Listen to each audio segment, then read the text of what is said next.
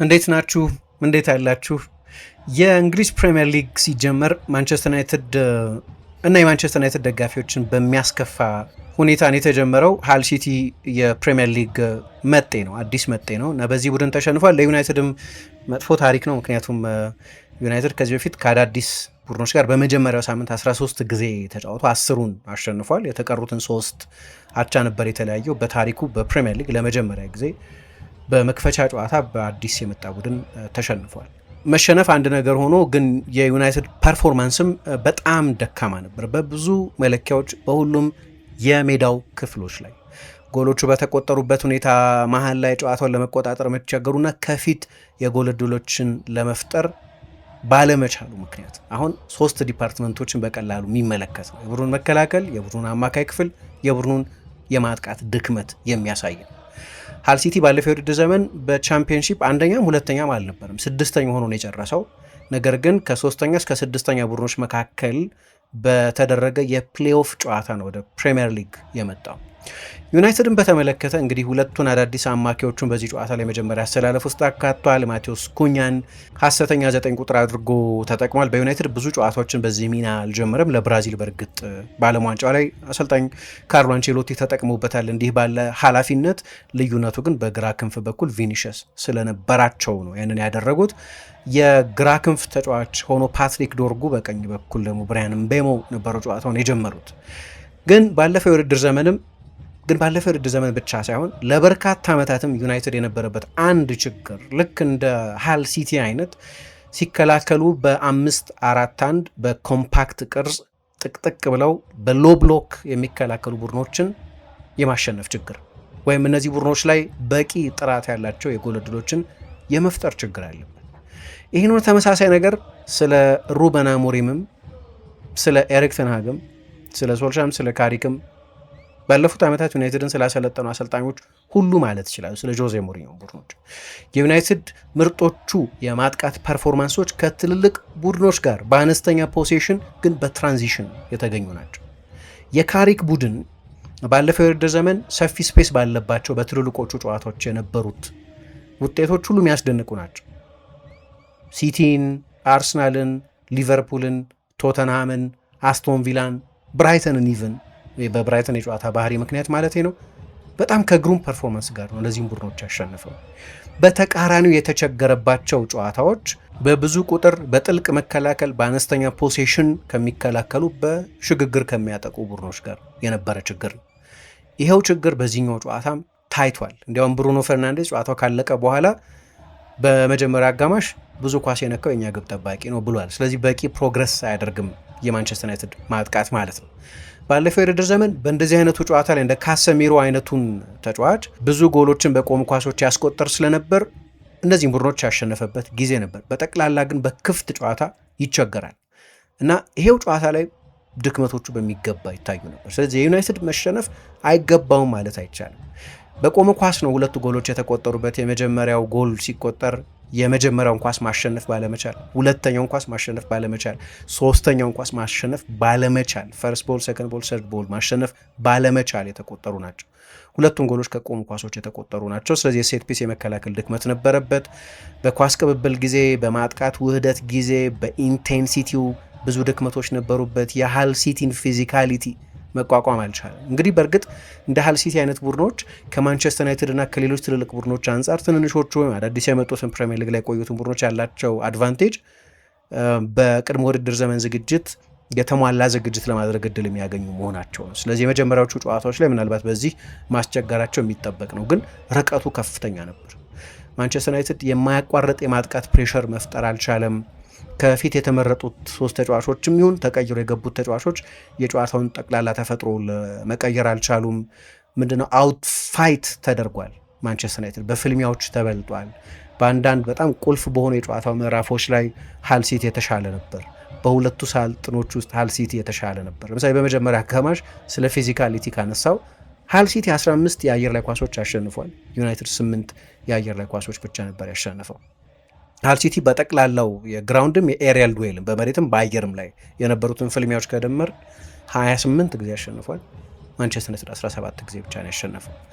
ከሁሉ በላይ ዩናይትድ ደጋፊዎችን መሸነፉ ብቻውን ለዩናይትድ አይነት ቡድን በሃል ሲቲ በታሪኩ ለመጀመሪያ ጊዜ ነው ማንቸስተር ዩናይትድን ያሸነፈው።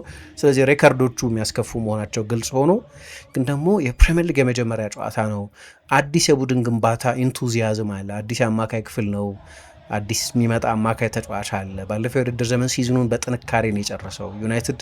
የሁለተኛ የውድድር ዘመን አጋማሽ የነጥብ ብዛቱ በ38 ጨዋታ ሲዝን የተገኘ ቢሆን የ90 ነጥብ ሲዝን ነው እያሳለፈ የነበረው። ስለዚህ ተስፋ የሚሰጥ ተፋላሚነት ማየት ይፈልጋል ሰው። ቴክኒካዊ ችግሮች ሊኖሩበት ይችላሉ፣ ነገር ግን የሞቲቬሽን ችግር ያለበት መምሰሉ፣ ነርቨስ መምሰሉ ሁሉ የሚያሳስብ ነው። እዚህ ላይ ደግሞ የአሰልጣኙ አንዳንድ ውሳኔዎች፣ አጠያቂ ውሳኔዎች ነበሩ። ለምሳሌ ለሎ ብሎክ ቡድን ፓትሪክ ዶርጉ ይሆናል ወይ? ማቴዎስ ኩኛን በእንደዚህ አይነት ጨዋታ ከ3 ግዙፍ ሴንተር ባኮች ጋር ማጫወት ያስኬዳል ወይ? ምቤሞ አይሻልም ወይ? ሼሽኮንኳ ባይደርስ ወይ ራሽፎርድን እንደመጣ መጠቀም አሰልጣኙ ባይፈልግ፣ ነገር ግን እንደ ብሪያን ምቤሞ አይነቱ ተጫዋች የበለጠ በትራንዚሽናል ሙቭመንቱ ምክንያት እሱ አይሻልም ወይ የሚል ጥያቄ ያስነሳል። ደግሞ መሀል ላይ ሁለቱ አዳዲስ አማካዮች ገና የመጀመሪያ ጥምረት ነው። ሁለቱም የመጀመሪያ ፉክክር ጨዋታቸው ነው ለማንቸስተር ዩናይትድ ያደረጉት። ስለዚህ አማካይ ክፍሉን እንዲህ ነው እንዲያ ነው ለማለት ያስቸግራል። ቴክኒካዊ ችሎታ እንዳለው ግልጽ ነው፣ ነገር ግን ያለ ኳስ ችግር ነበረበት። ከኳስ ውጭ ያለ ኢንቴንሲቲ፣ ኳስ መልሶ መቀማት መቻል። በእርግጥ ባሌባ ይሄን ሊቀርፍ ነው የመጣው፣ ምክንያቱም ብዙ ኪሎ ሜትር ከቨር የሚያደርግ ነው። ለመሀል ተከላካዮቹ ስክሪን ማድረግ ይችላል። እንዳነሳውት ብዙ የሜዳ ስፍራን በከፍተኛ ኢንቴንሲቲ መሸፈን ይችላል። ለቡድኑ ፈጣሪ አማካዮች የበለጠ የመፍጠር ነፃነት ይሰጣል። የበለጠ ትራንዚሽን መከላከል ይችላል። የበለጠ አካላዊነት አለው። የበለጠ ከኳስ ጋር ያሉ የባላጋራ ቡድን አማካዮችን ጊዜ እንዳይኖራቸው መከልከል ይችላል። ምናልባት የቡድኑ ቁጥር 1 ፓሰር ላይሆን ይችላል፣ ነገር ግን አማካይ ክፍሉ ላይ በዚህ ጨዋታ ላይ ማንቸስተር ዩናይትድ የተወሰደበትን የአካል ብልጫ መቅረፍ ይችላል። ምክንያቱም ሳንቶስ እና ቴሌሞንስ ሁለቱም የፖሴሽን ተጫዋቾች ናቸው፣ ነገር ግን በመከላከል ጊዜ የየራሶቻቸው ድክመቶች አሉባቸው። ምክንያቱም ሁለቱም የመከላከል ኤክስፐርቶች አይደሉም። ሁለቱም ዩናይትድ ጨዋታ በኳስ እንዲቆጣጠር ለማድረግ የሚያስችል የኳስ ስርጭት ችሎታ አላቸው፣ ነገር ግን የመከላከል አግሬሽን የላቸውም። ስለዚህ እዚህ ቦታ ላይ ለምን አዲስ ተጫዋች ማንቸስተር ዩናይትድ ለማስፈረም እንደፈለገም ምልክት የሰጠ ጨዋታ ነው።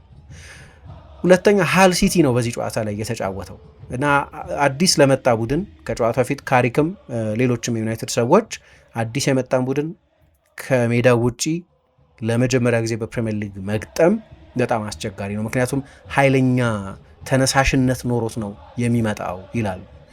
አንድ ፔፕ ጓርዲዮላ የማንቸስተር ሲቲ አሰልጣኝ በነበረበት ጊዜ ኪሊንግ ባይ 1000 ፓስስ የሚለው ነገር ነበር። በሺህ ፓሶች የባላጋራ ቡድንን መነሳሳት፣ መግደል፣ ማጨናገፍ ማለት ነው። ሁልጊዜም ተጨማሪ ፓስ መጫወት፣ ኤክስትራ ፓስ መጫወት ያስፈልጋል። ሁሉንም የኳስ ቁጥጥር ወደ ቀጥተኛ ማጥቃት ከመውሰድና ያኛው ቡድን ወደሚስማማው የሽግግር አጫወት ጨዋታውን ከመለወጥ ይልቅ ደካማ ተቾች፣ ጥራት ያላቸው ፓሶች፣ የፓስ ሲኩዌንሶች እና በዛ ምክንያት ከሚፈጠሩ አነስተኛ ጥራት ካላቸው የጎል እድሎች ይልቅ መጀመሪያ ማንቸስተር ዩናይትድ ምናልባት ለማጥቃት ብዙ ላይ ጠቅሙ ይችላሉ፣ ነገር ግን የባላጋራ ቡድንን የማጥቃት ወኔ እና በስቴዲየም ውስጥ ያለውን ከረጅም ጊዜ በኋላ ወደ ፕሪሚየር ሊግ በመመለስ ያለ የጋለ ስሜት ማቀዝቀዝ፣ ያ ስሜት ላይ ቀዝቃዛ ውሃ መቸለስ ይቻላል። አንዳንድ ጊዜ ፖሴሽን ፎር ፖሴሽን ሴክ፣ ለኳስ ቁጥጥርነቱ ብቻ ሲባል ለቁጥጥር ሲባል ይደረጋል። በዩናይትድ በኩል ቶሎ የማጥቃት ፍላጎት ስለነበር ቶሎ ለማጥቃት ትሞክራላችሁ ማለት ብዙ ሪስክ ያላቸው ኳሶች ትቀባበላላችሁ ማለት ነው። ብዙ ሪስክ ያላቸው ፓሶች ትቀባበላላችሁ ማለት አብዛኞቹ ፓሶች ላይሳኩ ይችላሉ። ስለዚህ ለትራንዚሽናል ሁኔታ ወይም የተጋጣሚ ቡድን በፍጥነት እንዲያጠቃችሁ እድል ይሰጣል ማለት ነው። በፍጥነት ቢያጠቃ አትሌት ኳስ ነጣቂዎች ቢኖሩት ቡድኑ ችግር የለውም። ነገር ግን ሁለቱ አማካዮች አትሌቶች አይደሉም። መከላከል አይችሉም ማለት አይደለም፣ ግን ትራንዚሽን በመከላከል ሁለቱም ባለሟሎች አይደሉም። ስለዚህ የጨዋታው ኢንቴንሽንም ትክክል አልነበረም፣ በተለይ በመጀመሪያ አጋማሽ። ምክንያቱም በመጀመሪያ አጋማሽ ነው ሁለቱ ጎሎች የተቆጠሩት። ሁለቱ ጎሎች በቆሙ ኳሶች ይቆጠሩ እንጂ ሌሎች በርካታ ድሎች ነበሯቸው። በዩናይትድ በኩል የመጀመሪያ አጋማሽ ጥሩ ተጫዋች የነበረው ሴኔ ሎመንስ። ስለዚህ ከጎሎቹ ውጪም ሃል ሲቲ አደጋ እየፈጠረ ነበር ማለት ነው። በማጥቃቱ በኩል ሀሳብ አጠርነት ነበር። ማንቸስተር ዩናይትድ ከ2018 በኋላ ብዙ ክሮስ ያደረገበት ጨዋታ ነው። በ8 ዓመት ውስጥ በካሪክ አሰልጣኝነት በአቬሬጅ ማንቸስተር ዩናይትድ 25 ክሮስ ነበር ያደርገ ነበር። እዚህኛው ጨዋታ ላይ 39 ክሮስ፣ ሊያውም ሼሽኮ ሳይኖር። ክሮሶቹ ለማን ነው የሚጣሉት? ማንም ያጠቃቸው ክሮሶቹን? ማነው የሳጥን ፕሬዘንስ? በተለይ በክፍት ጨዋታ የሚደረጉት ክሮሶች። እንዲህ አይነት የክሮሶች መብዛት ዴስፕሬሽን፣ መፍትሄ ማጣትን ያሳያል፣ ያንን ይጠቁማል። ሼሽኮ ደግሞ የገባው የመጨረሻዎቹ 20 ደቂቃዎች ላይ ነው። እሱም በተሟላ ፊትነስ ላይ አይደለም። ክሮስ የምታደርጉ ከሆነ ሼሽኮ ያስፈልጋል። ስለዚህ ለማን ነው ክሮስ የምታደርጉት? ሀሳብ አጠርነትን የሚያሳይ ነው። ይሄ መስመር የሚሰነጥቁ ወይም ፈጣን ስሩ ቦሎች አይሰጥም። ከአቬሬጅ ያነሱ ቅብብሎች ነው ያደረገው። ስታትስማን ዴቭ ላይ ተመልክቼ ነበር። ስለዚህ ዩናይትድ ግልጽ የጎል ዕድሎች የመፍጠር ችግር ነበረበት። ሃል ሲቲ በ5-4-1 ሎ ብሎክ ነው የሚከላከሉ። እንደዛ የሚሆን ከሆነ ደግሞ ከፉልባኮቹ ኃይለኛ ሙቭመንት መኖር አለበት እና ከክንፍ ተጫዋቾች። በማንቸስተር ዩናይትድ ግራ በኩል በክሬቲቭ ተጫዋቾች የተዋቀረ አልነበር። ለዛ ነው ለምሳሌ ማቴዎስ ኩኛን ግራ ላይ አድርጎ በውጭ በኩል ሉክሾ ኦቨርላፕ እንዲያደርግ አድርጎ እምቤሞን የሳጥን ተጫዋች ማድረግ ይቻል ነበር። ዶርጉን ወደ ቀኝ አምጥቶ መጠቀም ይቻላል። ከዩናይትድ በተለይ በሩበን አሞሪም አሰልጣኝነት የዚህ ተጫዋች የተሻሉ ፐርፎርማንሶች የኒውካስል ጨዋታ ሊጠቀስ ይችላል። የቀኝ ክንፍ ተጫዋቾች የተጫወተባቸው ጨዋታዎች ናቸው። አማድ አልነበረም። ሌሲ በጣም ወጣት ነው፣ ግን እሱን መጠቀም ይቻል ነበር። ለምሳሌ ያ አሁን ያልኩትን አንደኛ እምቤሞ የበለጠ ሞባይል ተጫዋች ነው። የተጋጣሚ ቡድን ጀርባ ያጠቃል። ወደ ጨዋታው ልብ አይደለም የሚመጣው፣ ከጀርባ ነው የሚያጠቃው። በእርግጥ ብዙ ስፔስ አልነበረም፣ ግን የበለጠ የአጥቂ ሙቭመንት ያለው ተጫዋች ነው። ሎ ክሮሶች ማጥቃት ይችላል። የረጃጅሞቹን ክሮሶች እንኳ ባያጠቃ ዩናይትድ ውስጥ በዚህ ሚና ብዙ ጥሩ ተጫውቷል። እንዲያውም አሰልጣኙ ከሼሽኮም የበለጠ በአጥቂነት እምቤሞን የሚተማመንበት ነበር ይመስል የነበረው። ኩኛ ደግሞ በጠባብ ስፔስ ኦፕሬት ማድረግ የሚችል ግን ክሬቲቭ ተጫዋች፣ እሱ ነው ሴንትራል አድርጎ የተጠቀመበት። ዶርጉን በተመለከተ ያለኝ ትልቅ ጥርጣሬ እኔ ለሎ ብሎክ ጨዋታ የሚሆን የክንፍ ተጫዋች አይደለም። ስፔስ ለሌለበት ጨዋታ የሚሆን የክንፍ ተጫዋች አይደለም። ከሲቲ፣ ከሊቨርፑል፣ ከአርሰናል፣ ከቼልሲ አይነት ቡድኖች ጋር በሚደረጉ ጨዋታዎች ሰፊ ስፔስ ስለሚኖር ፈጣን የሽግግር ፍጥነት ያለው ተጫዋች ስለሆነ ይሆናል። ከሎ ብሎክ ቡድኖች ጋር ግን የሽግግር እድል አታገኙም ወይም ሰፊ ስፔስ አታገኙም። ስለዚህ በጠባብ ቦታ ለመጫወት የሚያስችል ቴክኒክ ያለው ተጫዋች ነው የሚያስፈልገው። እረፍት ሰዓት ላይ ተቀይሮ መውጣቱ ብዙ አላስገረመኝም። ራሽፎርድ የተሻለ ነበር፣ ግን ራሽፎርድም ቢሆን የሰፊ ስፔስ ተጫዋች ነው። ስለዚህ የበለጠ ጥራት ያለው ተጫዋች ይሁን እንጂ በአጫወት ምድብ ካስቀመጣቸው ተመሳሳይ ምድብ ውስጥ የሚካተቱ የሰፊ ስፔስ ተጫዋቾች ናቸው። ስለዚህ ይሄ ከአሰልጣኙ ሴሌክሽን ጋር የሚገናኝ ነው። በቀኝ በኩልም እምቤሞ ያው የዩናይትድ ደጋፊዎች ብዙ ቅር ተሰኝተውበት አይቻለሁ። ፕሪሲዝን ላይ በጣም ጥሩ ነበር። እዚህ ጨዋታ ላይ ጥሩ አልነበረም። አንደኛው ጎል ሲቆጠር ስህተት ሰርቷል። ግን ከሱ ኋላ ያለው መዝራዊ ነው። ኑሰር መዝራዊ ደግሞ ለምሳሌ ከዲዮጎ ዳሎ ጋር የምታወዳድሩት ከሆነ በነገራችን ላይ ዩናይትድ ቀኝ ላይ አይወራም እንጂ ሁለቱ ተጫዋቾች ስላሉ በቁጥር ሁለቱም በቂ ምርጫዎች ናቸው። ለአንድ ቦታ ሁለት ተጫዋቾች አሉት። እንዲያው ሁለቱም በግራ በኩል መጫወት ይችላሉ ቢያስፈልግ። ዳሎ ብዙ ጊዜ በግራ ፉልባክነት ሲጫወት ስላየ ነው። መዝራዊ ለሞሮኮ በግራ ፉልባክነት ሲጫወት ስለምናየው። ግን ኤሊት የቀኝ መስመር ተከላካዮች ግን አይመስሉኝም። ጥሩ ተጫዋቾች ናቸው፣ ግን ቶፕ ተጫዋቾች ናቸው ግን ብዬ አላምነው እና የመዝራዊን በዛ ቦታ ላይ መጫወት የማንቸስተር ዩናይትድን የኦቨርላፒንግ አውትሌት እንዴት እንዳሳጣው ታያላችሁ።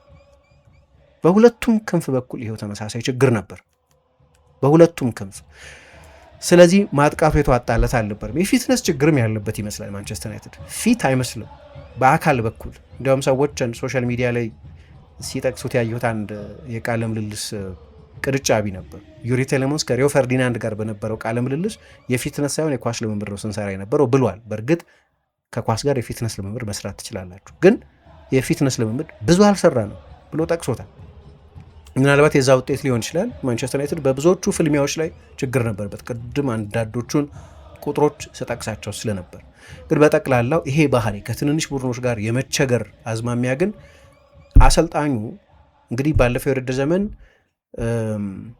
የተጫወተው መጫወት በሚፈልግበት መንገድ አይደለም ብዬ አምናለሁ። ነገር ግን በሁለቱ የውድድር ዘመን አጋማሽ የሃል ሲቲ መከላከል ሙሉ መከላከል፣ የማንቸስተር ዩናይትድ ማጥቃት ሙሉ ማጥቃት፣ ብዙ አደጋ እየፈጠረ የነበረ እንኳ ባይሆን ግን ሙሉ ማጥቃት የሆነበት ምክንያት የጌም ስቴት ምክንያት ነው። ምክንያቱም ሃል ሲቲ 2-0 እየመራ ነው። ስለዚህ የሚጠበቅ ነው እንደዛ መከላከላቸው። ማንቸስተር ዩናይትድ 2-0 እየተመራ ነው። ስለዚህ ብዙ ማጥቃቱ የማጥቃት ሪስክ መውሰድ መጀመሩም የሚጠበቅ ነው። ነገር ግን በሌሎች አጋጣሚዎች ማንቸስተር ዩናይትድ እንደ ኤሊት ማጥቃት እንደሚያደራጅ ቡድን የመጫወት ችግር አለበት። እንዲህ አይነት ችግር አለበት። ከዛ ደግሞ አንዳንድ ዝርዝር ጉዳዮች አሉ። ለምሳሌ በጨዋታው ላይ ቴሌሞንስ ከሁለቱ አማካዮች በትይዩ መስመር አልነበረም የሚጫወቱት። አንደኛው ወደኋላ አንደኛው ወደፊት ነበር የሚሆኑ። ለምሳሌ ምን ብዬ እገነዘባለሁ፣ እኔ ትክክል ላልሆን እችላለሁ። ማንቸስተር ዩናይትድ ኳስ በሚያደራጅበት ጊዜ ጥልቁ አማካይ ወይ ወደ ራሱ የሜዳ ክፍል ተጠግቶ የሚጫወተው ዲፕ የሚጫወተው ቴሌሞንስ መሆን አለበት። ምክንያቱም እሱ ነው የማንቸስተር ዩናይትድን ዲፕ ፕሮግሬሽን መጀመር ያለበት። የበለጠ ቴክኒካዊ ተጫዋች ስለሆነ በንጽጽር እሱ የበለጠ ቴክኒካዊ ተጫዋች ነው። ሳንቶስ የበለጠ ኳስ የሚነጥቀው ተጫዋች ነው። ሁለቱም ኳስ በመንጠቅ ኤክስፐርቶች ባይሆኑ፣ በተቃራኒ በሚሆንበት ጊዜ አልፎ አልፎ በሚኖሩት የሃል ሲቲ የማጥቃት ጊዜዎች ደግሞ ይሄ ፍሊፕድ መሆን አለበት፣ መገልበጥ አለበት። አንድሬ ሳንቶስ የበለጠ ጠለቅ ማለት አለበት። የበለጠ የመከላከል የበለጠ የፖዚሽን ተጫዋች ስለሆነ ምናልባት ቴሌሞንስ ጥቂት ሊቀር ይችላል። አሁን ሁለቱም አማካዮች በተለያዩ ምዕራፎች ያለ ኳስና ከኳስ ጋር የተለያየ ኃላፊነት ይኖራቸዋል ማለት ነው። እንግዲህ ከአሰልጣኙ ትዕዛዝ በተቃራኒ ከሆነ አላቅም፣ ግን ያንንም እያየሁ አልነበረም። ስለዚህ ይሄ መጨረሻ ላይ የተስተዋለ በጨዋታ ላይ የተስተዋለ ቴክኒካዊ ችግር ይመስላል። ግን ከሁሉ በላይ ለአካል እንደዚህ አይነት ፍልሚያ ላለበት ጨዋታ ከሜዳችሁ ውጭ አዲስ ካደገ በቀጥታ ከቻምፒየንሺፕ ከመጣ ቡድን ጋር ደክሞ ታይቷል። ማንቸስተር ዩናይትድ በአካላዊ ፈተናዎች ላይ ብዙዎቹን ኳሶች ይሸነፍ ነበር። ሃል ሲቲ ከፍተኛ ቴክኒካዊ ችሎታ ያለው ቡድን አይደለም። በክፍት ጨዋታ ብዙ የጎል ዕድል የሚፈጥር ቡድን አይደለም። ግን ከፈጠሯቸው የጎል ዕድሎች መካከል በኤክስጂ መለኪያ 90% የሚሆኑት ከቆሙ ኳስ የጎል ዕድሎች የተፈጠሩ ናቸው። ቅድም ለማንሳት እንደሞከርኩት የመጀመሪያው ጎል ሲቆጠር የቅርቡን አንግል በስርዓት መከላከል አልቻሉም። የኦሊ ማክበርንን ሙከራ መከላከል አልቻሉም። በጣም በሚያስደንቅ ሁኔታ ነው ሴነ ሎመንስ ከጎል መስመር ኳሱን አድኖት የነበረው። ከዚያ በኋላ ግን የነበረውን ሙከራ ሊከላከሉት አይችሉም። ሁለተኛው ጎል ሲቆጠርም የሁለቱ የሃል ሲቲ ተከላካዮች በመካከላቸው ሌላ የማንቸስተር ዩናይትድ ተጫዋች እንዳይገባ ሳሚ አጃይ እና ኖቤል ሜንዲ መሰለኝ ስሙ፣ በሁለቱ መካከል ምንም አይነት ስፔስ አልነበረም። ስለዚህ ጎሉ ሲቆጠር በሁለቱ መካከል የማንቸስተር ዩናይትድ ማርከር መግባት አልቻለም። ከሃል ሲቲ አንጻር የተዋጣለት የቆመ ኳስ ኦፕሬሽን ነው ልንለው እንችላለን። ስለዚህ ዩናይትድ በሁለቱም ሳጥኖች ውስጥ በጣም ትልልቅ ድክመቶች በዚህኛው ጨዋታ ላይ አሳይቷል። እንግዲህ አሰልጣኙ ባለፈው የውድድር ዘመን ተጫዋች ለመቀየር ድክመት ነበረበት ይባላል፣ በመዘግየት ማለት ነው፣ ቶሎ አክሽን ባለመውሰድ። በዚህኛው ጨዋታ ላይ እንደዛ ልንል አንችልም፣ ምክንያቱም ራሽፎርድ ገና በረፍት ሰዓት ነው ተቀይሮ የገባው። ሌሎችም ለውጦች አድርጓል።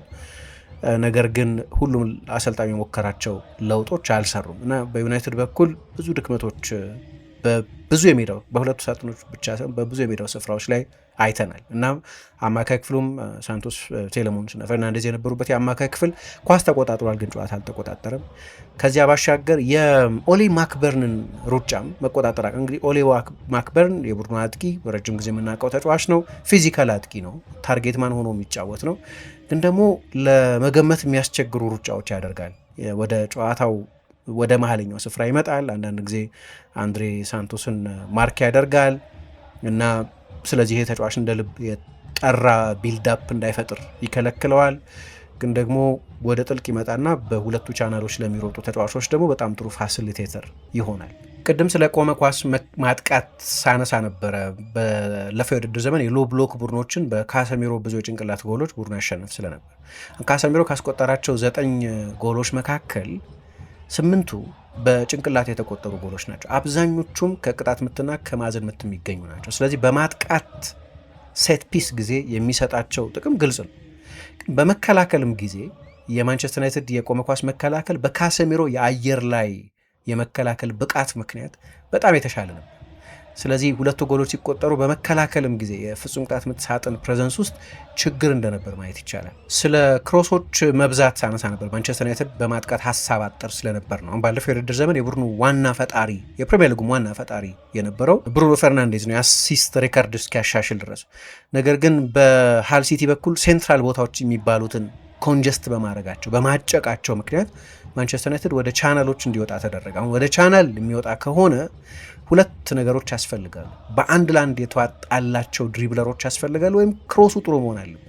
ስለዚህ ሁለቱም አልነበሩት። በተለይ በግራ በኩል ያ የሚቻል አልነበረም። በዶርጉ በጠባብ ስፔስ ጨዋታዎች ላይ ሊሚትድ በመሆኑ ምክንያት ትልቅ ኦቨር ሪያክሽን የሚያስፈልገው አይመስለኝም ለማንቸስተር ዩናይትድ። በቃ አንድ ሽንፈት ነው፣ የአንድ የፕሪሚየር ሊግ የመጀመሪያ ጨዋታ ሽንፈት ነው። ቢሆንም ግን አንዳንዶቹ ባለፉት ዓመታት እናያቸው የነበሩ ድክመቶች ናቸው። በቅርብ ጊዜም ባለፈው ከኤሲ ሚላን ጋር ከሊድስ ጋር በነበሩ የቅድመ ውድድር ዘመን የዝግጅት ጨዋታዎች ላይ ይስተዋሉ የነበሩ የፕሪሲዝን ጨዋታ ነው በማለት የታለፉ አንዳንድ ድክመቶች በፉክክር ጨዋታ ላይ በድጋሚ መታየታቸው አንድ አሳሳቢ ነገር ይመስላል። ማቴዎስ ኩኛ ሳጥኑን የረሳ ፌክ ናይን ነው፣ ግን አልፈርድበትም። የዛ ተጫዋች ቦታ አይደለም። ራሽፎርድ በኋላ ተቀይሮ ገብቶ እንዲጫወት ሆናል። እሱም ግን ስፔስ የሚፈልግ 9 ነበር። እሱም ቢሰለፍ ከሴንትራል ቦታዎች የጎል እድል መፍጠር በሚችል ቡድን ውስጥ ነው የበለጠ ጥሩ ሊጫወት ይችል የነበረው። ስለዚህ በዩናይትድ በኩል እንደኔ አስተያየት በርካታ ድክመቶች በዚህ ጨዋታ ላይ አይተናል። የሚቀጥለው ሳምንት ከአዲስ መጤ ቡድን ጋር ከኢፕስዊች ታውን ጋር በኦልትራፎርድ የሚደረግ ነው። አንዱ በዩናይትድ ደጋፊዎች በኩል የነበረው ተስፋ እኔ እንዳስተዋልኩት ከነዚህ ከአዳዲስ ከመጡት ቡድኖች ጋር ጨዋታ በማሸነፍ ሲዝኑን ጥሩ መጀመር እንችላለን የሚል ነው። የ6 ነጥብ ዋስትና አይነት ነገር ግን አልተሳካም። ይሄ ቢያንስ የመጀመሪያውን ጨዋታ በመሸነፉ ምክንያት ግን አሰልጣኙ አንድ ጨዋታ ሁሉንም ነገር እስካሁን ድረስ እንገነባ የቆየነውን ነገር ዲፋይን ሊያደርገው አይገባም ብሏል። ግን ምንም ጥያቄ የለውም ሲዝኑን በመጥፎ ሁኔታ ማንቸስተር ዩናይትድ በሚያስከፋ መንገድ ነው የጀመረው። በዝውውር እንግዲህ የካርሎስ ባሌባ ዝውውር ሜዲካል ያደርጋል ተብሎ ስለነበር በቅርብ ጊዜ መጠናቀቁ አይቀርም። ይሄ ጨዋታ እንደዚህ አይነት ፕሮፋይል ያለው ተጫዋች እንደሚያስፈልግ አይተናል። ከዚያ ባሻገር በቅርብ ጊዜ አንድ ዜና እያየው ነበር። የባርሴሎናው የግራ መስመር ተከላካይ አሌሃንድሮ ባልዴ ከክለቡ ለመልቀቅ ወስኗል።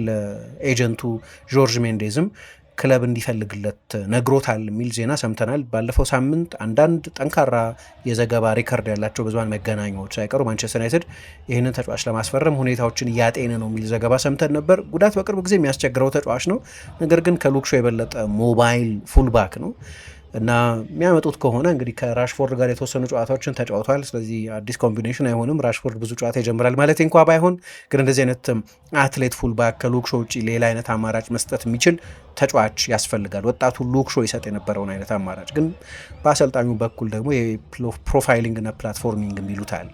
ለምሳሌ ኩኛን እዛ ቦታ ላይ ወይም ዶርጉን እዛ ቦታ ላይ ለየትኛው ጨዋታ የሚለው በጣም ወሳኝ ነው። ቅድም የአንዳንድ ተጫዋቾችንም ፖዚሽኒንግ ሳነሳ ነበር። ስለዚህ እነዚህ ነገሮች ማይክል ካሪክ ላይ ጥያቄ የሚያስነሱ ናቸው። በጠቅላላ እስካሁን ድረስ በአጭር ጊዜ ማንቸስተር ዩናይትድ አሰልጣኝነቱ ያሳካቸውን ስኬቶች በዜሮ ማባዛት አለበት ማለት ባይሆንም ግን የማንቸስተር ዩናይትድ አሰልጣኝ ሆናችሁ በእንደዚህ አይነት ሁኔታ ጨዋታ ከተሸነፋችሁ በኋላ ጥያቄ አይነሳ ማለት ግን አይደለም። ስለዚህ ጥያቄ የሚያስነሳ አይነት መጥፎ የሲዝን ጅማሬን ያደረጉት በሚቀጥለው ሳምንት ቶሎ ማገገም ግድ እንዲሆንባቸው የሚያደርግ አይነት ሽንፈት ነው።